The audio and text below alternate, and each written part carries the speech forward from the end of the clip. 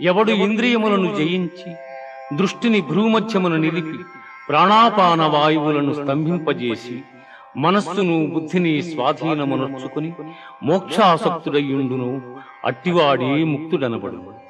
భోక్తారం యజ్ఞతపసాం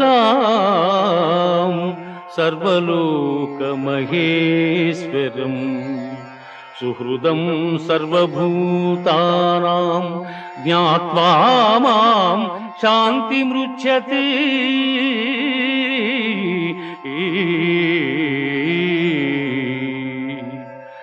సకల యజ్ఞ తపఫలములను పొందువానిగను సకల ప్రపంచ నియామకునిగను నన్ను గ్రహించిన మహనీయుడు మోక్షమును పొందుచున్నాడు.